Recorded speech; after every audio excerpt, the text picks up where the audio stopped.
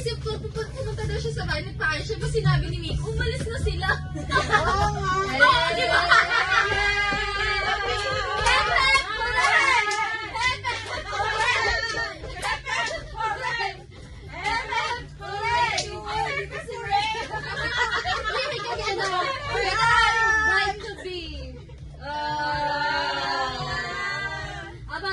Picture mo na siya doon.